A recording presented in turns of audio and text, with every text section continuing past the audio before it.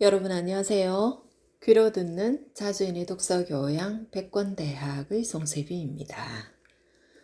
오늘 2020년 6월 21일 밤 11시 8분을 향해서 가고 있습니다. 여러분은 일요일 뭘 하면서 시간을 보내시나요? 전 오늘 계획은 책을 좀 많이 읽으려고 했는데 지난번에 말씀드린 것처럼 지금 진시황 강의 책 읽기 시작했거든요. 정말 재밌어요. 그래가지고 지금 현재 111쪽 정도 나갔는데 오늘 하루 진짜 많이 읽으려고 계획을 잡았었는데 사실 컨디션이 좀 안 좋아가지고 그냥 많이 쉬었어요. 건강해야 뭐라도 하니까 그렇게 생각하고 일단 좀 쉬었습니다. 여러분은 뭐 하셨나요? 네. 백권대학의 저자이신 김갑수 선생님은 지금 유튜브에서 김갑수 TV라는 방송을 진행하고 계신다고 제가 언제 한번 말씀드렸는데 지난 시간에 그러니까 엊그제 목요일날 매주 목요일날 항상 방송을 하시거든요. 목요일날 하필 오늘 읽게 될 부분과 내용이 겹치네요. 오늘 읽을 그 첫 장인 26장이 오리엔탈리즘, 제국주의자와 모양주의자 이랬는데 바로 이 부분 제국주의사관, 식민사관 그리고 요 두 가지를 다 표현하는 문화적인 현상, 오리엔탈리즘 그리고 선생님께서 직접 장명하신 우리말로 그 옛날의 모화주의라는 말을 본떠서 서양을 무조건적으로 흠모하는 모양주의 혹은 모양주의자를 만들어 쓰시고 계시는데 3부에서 1, 2, 3부로 항상 나눠서 하는데 3부에서 이 부분에 대한 방송을 하셨거든요. 그런데 선생님 말씀대로 이 부분은 정말 몇 번을 들어야 개념이 좀 잡히는 것 같아요. 저도 보니까 이 백권대학에서도 여기뿐만이 아니고 또 더 여러 번 나왔지거든요. 읽었고 또 선생님 백권대학 강의 같은 데서도 분명히 들었고 했는데 지난 목요일 방송에서 한 번 더 들으니까 이제 좀 더 선명하고 명확하게 손에 잡히는 느낌? 그런 느낌이 들더라고요. 네. 근데 오늘 책을 읽으려고 보니까 딱 이 부분이 또 정말 신기해요. 누가 이렇게 딱 세팅을 해주는 것처럼. 네, 그렇습니다. 제가 좀 이제 살만한 것 같습니다. 자, 그러면 책을 읽어보도록 하겠습니다. 오늘 읽어드릴 부분은 이제는 멀리 갔다 온 것도 아니고 지난주처럼 그래서 오늘은 3장의 글을 읽도록 하겠습니다. 26장, 27장, 28장 되겠습니다. 그러면 한번 들어가 볼까요? 자주인의 독서교양. 우리의 행복과 우리 민족의 통일 그리고 번성은 우리가 자주적인 교양과 역량을 갖추었을 때만 성취할 수가 있습니다. 백권대학 저자 김갑수. 26장 오리엔탈리즘, 제국주의자와 모양주의자. 1. 나는 동양 민족의 위대함을 충분히 인정합니다만 이 위대한 여러 민족에게는 그 절대적인 정보가 서양에 있는 우리의 손에 있는 것이 바람직하지 않겠습니까? 1910년 제임스 벨 푸어, 영국 하원 연설. 2. 그들이 고대의 문명을 그대로 보존하지 못하고 전래의 생활수단을 동시에 상실하는 것을 보는 것은 정말 가슴 아픈 일이다. 영국은 인도에서 이중의 사명을 수행해야 한다. 하나는 파괴의 사명이고 또 하나는 재생의 사명이다. 낡은 아시아 사회를 파멸시키는 것, 그리고 서양 사회의 물질적 기초를 심는 것이다. 칼 마르크스, Surveys from Exile, and 데이비드 펀버그, 런던 펠리컨 북스, 1973년 306에서 307페이지. 1은 영국의 대표적인 제국주의 정치가 벨푸어의 것이고 2는 우리가 잘 아는 마르크스의 것이다. 1과 2는 공히 영국 식민 지배의 정당성을 비호하고 있다. 1의 대상은 이집트, 2의 대상은 인도다. 제국주의자 벨푸어는 이집트는 위대하다고 해놓고 그러나 영국이 그들을 지배해야 한다고 했으며 인류 평등을 주장한 마르크스는 인도는 불쌍하다고 해놓고 그러나 영국은 인도를 지배해야 한다고 말하고 있다. 이 두 발언의 우열을 따질 수 있을까? 내가 보기에 이 둘에 나타나 있는 공통점은 위선일 따름이다. 에드워드 사이드, 1935년에서 2003년의 오리엔탈리즘은 서양 지식인들의 제국주의적 사고에는 거의 예외가 없음을 밝히는 역작이다. 이 책이 처음 나온 것은 1978년, 이미 40년 전의 일이지만 벌써 고전의 반열에 올라섰다. 이 책은 30개 이상의 언어로 번역될 만큼 세계적인 공감을 얻고 있다. 동서양의 관련성에 대한 어떤 연구도 이 책이 촉발시킨 논쟁을 피할 수 없게 되었기 때문이다. 한국의 독자들이 이 책을 재미나게 읽기는 어렵다. 이 책에는 수많은 서구인이 거론되는데 그중 반 이상은 이름조차 낯설기 때문이다. 그런데 이 책에서 나름 비중 있게 거론되는 약 50명에 달하는 세계적인 서양 정치가, 학자, 문학가가 우리가 혐오하는 오리엔탈리즘에 예외 없이 관련되어 있음을 이 책은 실증하고 있다. 그렇다면 오리엔탈리즘이란 무엇인가? 오리엔탈리즘이란 동양을 지배하고 재구성하며 억압하기 위한 서양의 방식이다.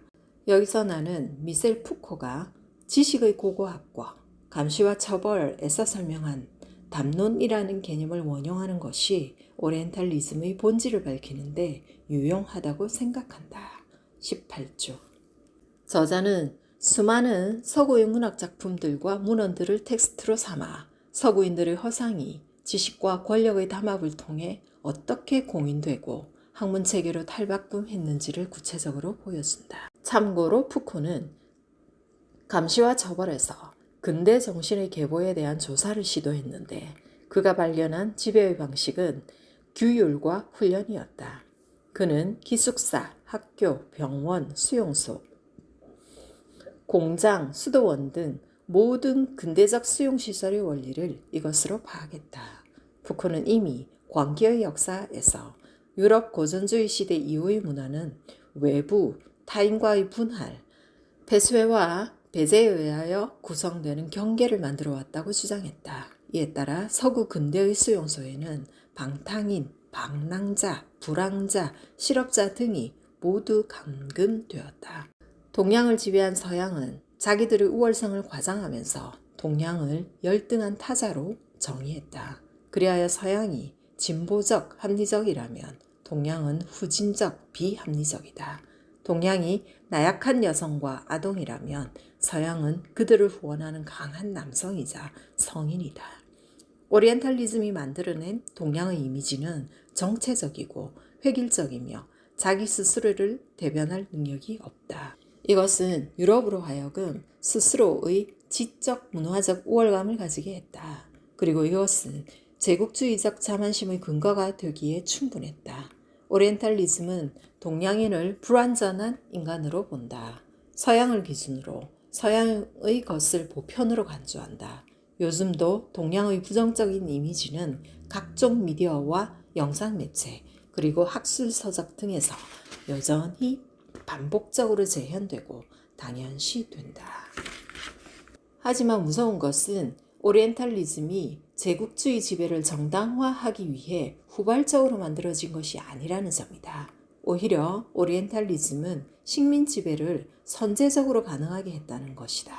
곧 동양인의 열등함과 미개함을 구원하기 위해 동양을 문명화해야 한다는 제국주의적 사명감을 오리엔탈리즘이 제국주의 정치가와 군인들에게 제공했다는 것이다.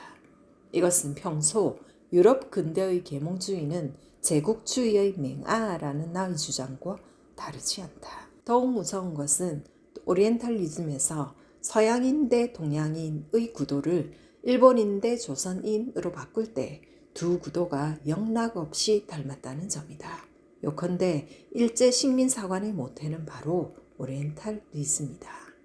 한국의 오리엔탈리즘 전문가 이옥순 교수는 우리 안의 오리엔탈리즘에서 오리엔탈리즘에는 두 가지가 있다고 말한다. 하나는 박제 오리엔탈리즘이고 또 하나는 복제 오리엔탈리즘이다. 영국은 인도를 식민지로 지배하기 위해 인도와 인도인들을 식민화에 유용한 열등한 이미지로 조작했다. 결과 인도는 점차 영국의 열등하고 부정적인 타자로 굳어져 갔다. 이것은 실제 하지도 않은 것인데 본질적인 것으로 박제된 오리엔탈리즘이다. 반면 복제 오리엔탈리즘은 이러한 박제 오리엔탈리즘에 감염된 한국인이다.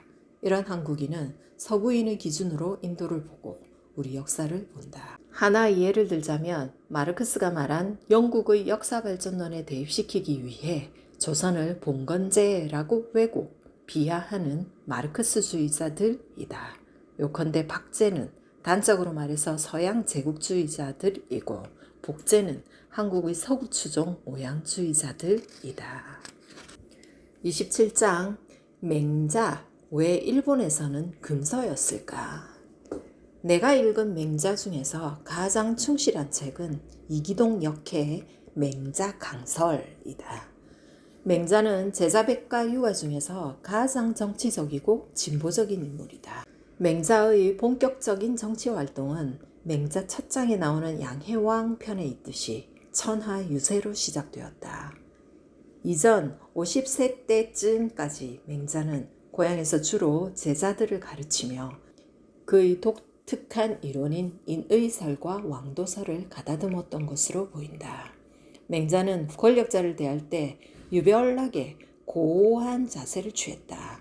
당시 권력자들은 체면상 그를 상대해 주었을 뿐 내심으로 반겨주지는 않았다. 맹자의 이런 자세는 그의 사상과 맥을 같이 한다. 맹자는 당대로서는 대단히 비현실적인 이상주의자였다. 그의 성에 차는 인물은 공자뿐이었다. 그는 시종일관 왕도 정치만을 인정했고 패도 정치를 조금도 인정치 않았다. 그는 치국 평천하에 앞서 수신제가를 유달리 강조했다.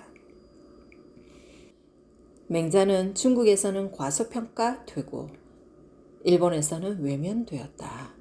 맹자가 사서에 들어간 것은 먼 훗날 주자에 의해서였다.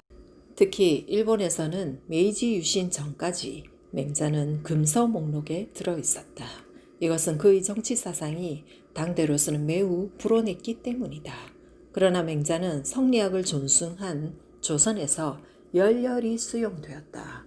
어느 면에서 맹자가 조선에 미친 영향은 공자보다 크다고 할 수 있다. 그는 군주를 가볍게 보고 백성을 귀하게 여기는 귀민경군의 신념을 지니고 있었다. 이른바 민본주의로 해석될 수 있는 그의 정치 사상은 오늘날의 데모크라시와 비슷하다. 민위귀 사직 차지 군위경. 백성이 귀하고 사직은 다음이고 군주는 가볍다. 진심장편. 맹자는 이런 주장을 제선왕 앞에서 거리낌 없이 펼쳤다. 그는 탕, 무의 혁명을 시군, 군주를 해침으로 해석하고자 하는 제선왕에게 면박에 가까운 반론을 폈다. 인을 해치는 자를 적, 의를 해치는 자를 잔, 잔적의 인간을 일개 범부라고 합니다. 나는 범부를 주벌했다는 얘기는 들었어도 시군했다는 얘기는 듣지 못했습니다. 양해왕 편. 맹자의 사상을 몇 개 단어로 나열한다면 왕도정치, 민본주의, 폭군방벌론, 성선설, 인의론, 사단론 등이다. 그러나 맹자가 제시한 사상들은 선명하긴 하지만 비현실적, 비논리적이라는 한계를 안고 있다. 맹자는 제자 백가 중 가장 이상주의적 성향이 뚜렷한 사상가였다. 왕도 정치란 덕치와 비슷한 뜻을 가진다. 맹자는 사람을 실력으로 복종시키면 진정한 마음으로 복종하는 것이 아니라 실력이 모자라기 때문에 어쩔 수 없이 복종하는 것이므로 덕으로 복종시켜야 사람들이 기뻐서 진정으로 복종한다고 말했다. 또한 맹자는 백성이 귀중하고 사직은 그 다음이며 임금은 대단치 않다고 말함으로써 민본주의 입장을 뚜렷이 했으며 불인하고 불의한 군주는 민심을 잃게 되는데 민심이야말로 천명에 의한 것이기에 민심을 잃어 천명이 떠나간 군주는 더 이상 군주가 아니라 일개 범부에 불과하므로 그런 군주는 몰아내야 한다는 이른바 폭군 방벌론을 정당화했다. 다음으로 맹자는 모든 인간에게는 차마 하지 못하는 마음이 있다. 예컨대 우물에 빠지는 아이를 보면 누구나 아이를 구하려 하며 거기에는 어떤 이기적 계산도 없다고 함으로써 이른바 성선설을 내세웠다. 그는 공자가 강조한 핵심 가치인 인에다 의를 거의 대등하게 부각시켰다. 사실 맹자의 사상은 견고한 학문적 논리에 기반을 둔 것이 아니라 신념 체계에 가까운 것이다. 그의 성선설은 증명될 수 없는 것으로 숱한 반론을 허용할 수밖에 없다. 그의 폭군 방벌론은 육아의 전통적인 충의 가치와 상충될 수 있으며 그의 인의론은 공자의 인에다 의 하나를 자의적으로 추가한 왜곡이라는 비판도 제기된다. 시대를 앞서가는 선구적인 사상은 논리나 이성과는 무관하게 돌발된다. 맹자의 백성 상위론은 현대의 데모크라시의 민주 개념과 거의 같으며 그의 폭군 방벌론은 근대 이후의 인민혁명론과 유사하다. 사단이란 인, 의, 예, 지의 단서가 되는 네 가지 마음과 관련된다. 인에서 우러나는 측은지심은 남을 연민하는 마음, 의에서 우러나는 수호지심은 부끄러움을 아는 마음, 예에서 우러나는 사양지심은 양보하는 마음, 지에서 우러나는 시비지심은 옳고 그름을 가리는 마음이다. 나는 맹자처럼 사단지심을 성선설에 기반을 둔 인간의 본성이라고 여기지는 않는다. 또한 나는 사단론을 이나 기와 연결하여 심층적으로 숙고 논쟁한 조선 성리학자들 중 어느 특정인의 견해에 일방적으로 승복하지도 않는다. 이 문제는 영원한 논쟁거리의 속성을 띠고 있기 때문이다. 우리에게는 공맹자가 지향했던 성인이나 군자가 되고 싶은 마음은 별로 없을 것이다. 다만 소인이 되는 것만은 면해보고 싶은 마음이 있다. 이를 위해 우리는 사단을 현대적으로 적용하면 된다고 본다. 생각해보라. 남을 연민하고 부끄러움을 알고 양보할 줄 알고 옳고 그름을 가리는 사람이 있다고 치자. 그는 누구인가? 그야말로 가장 세련되고도 민주적인 현대인이 아니겠는가? 우리는 맹자가 제기한 사단의 가치를 우리가 이루고 싶은 고매한 이상적 가치로 추구할 수 있다. 28장 천하남은 좌초입니다. 신상철의 외침. 리영희의 전환시대의 논리는 벌거벗은 임금님 우화로 시작된다. 리 선생에 의하면 이 우화는 임금을 보고 벌거벗었다고 말한 소년의 용기나 순수함을 칭찬하려는 것은 아니다. 또한 언젠가 진실은 진실대로 밝혀지고야 만다는 인간 사회의 이치를 전달하려는 것도 아니다. 선생은 이런 것들보다는 우화를 구성하는 일련의 인과적 요인들이 엮어내는 과정에 더 주목해야 한다고 말한다. 잊지도 않은 옷을 임금에게 입혀놓고 아름답다고 아부한 그 측근배들의 이해관계는 어디를 향해 있었던 것인지, 또한 옷을 걸치지 않고서도 입었다고 우기는 통치자의 진리와 권위는 임금의 것인지 아니면 측근배의 것인지, 그리고 그 보이지 않는 비단 옷이라는 것을 팔러온 형제 상인은 어째서 그토록 맹랑한 술책이 먹혀 들어갈 것이라고 생각했는지. 선생은 이와 같은 허구와 허위는 통치자의 속성이어야 하는지, 허위가 진실의 가면을 쓰고 나타날 수 있는 그 사회의 제도와 풍토는 또한 어떤 것인지, 게다가 그 많은 사람 중에 임금을 알몸을 본 사람도 많았을 터인데 왜 하나같이 입을 다물고 말하지 않았는지 혹은 못했는지 등을 보다 더 기묘하게 생각해야 한다고 말한다. 천안함 사건은 우리 해군 46명이 바다에서 목숨을 잃었다는 사실 말고는 어느 것 하나 제대로 세상에 알려진 것이 없다.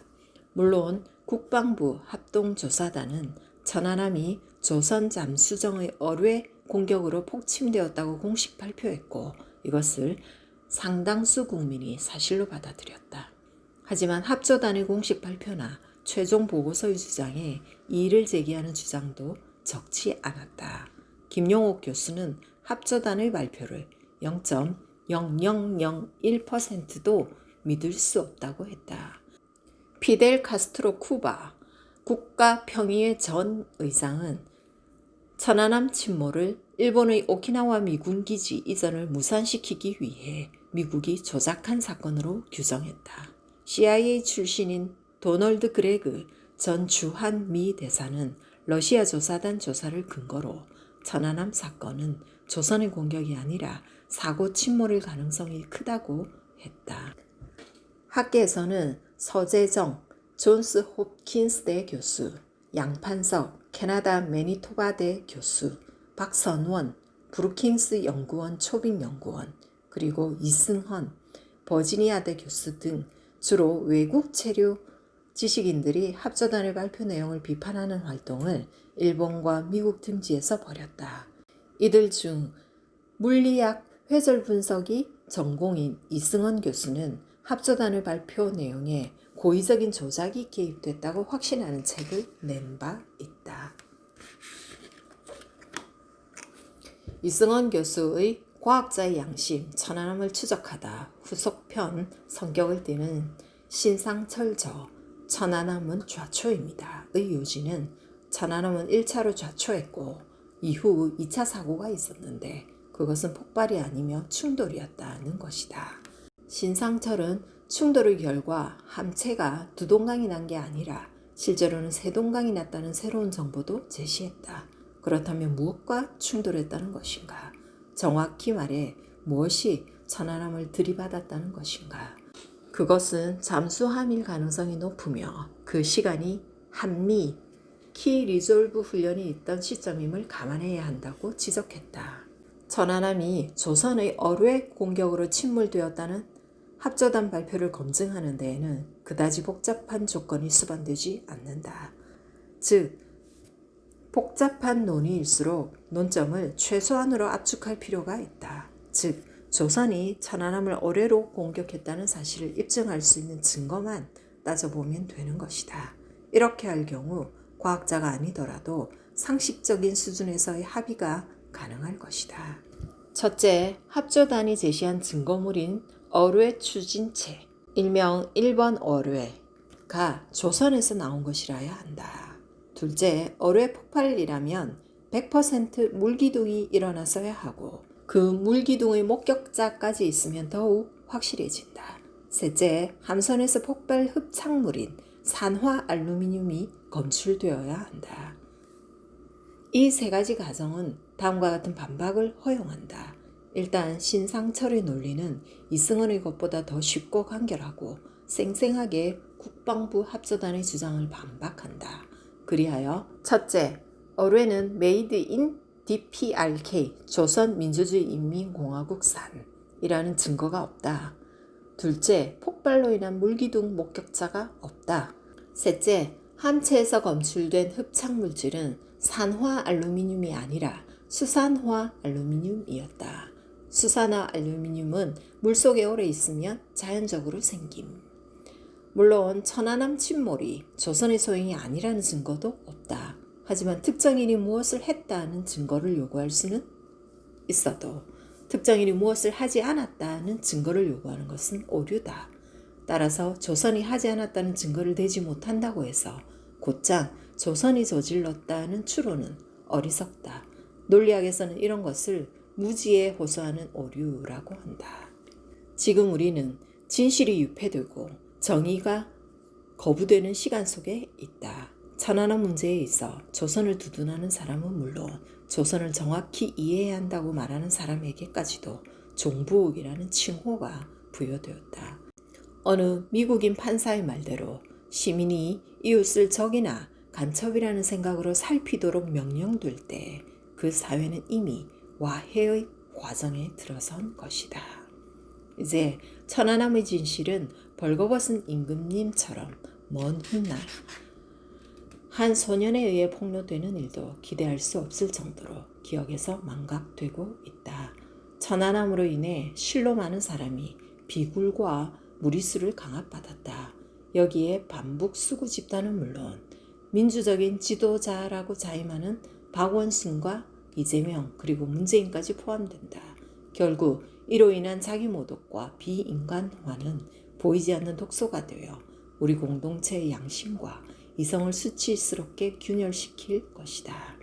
가장 진실을 잘 알고 있는 국민이 가장 국가를 위할 줄 아는 법이다.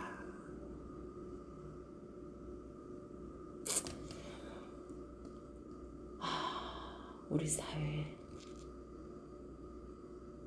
너무나 많은 진실들을 모르고 있는 우리 국민, 과연 국가를 위할 수 있을까요? 끝말이 너무 가슴 아프게 와닿습니다. 이로써 오늘 약속드린 세 장의 글을 다 읽었습니다. 여러분 휴일 하루 평온히 마무리 잘 하시고 다음 주에도 뵙겠습니다. 안녕히 계세요.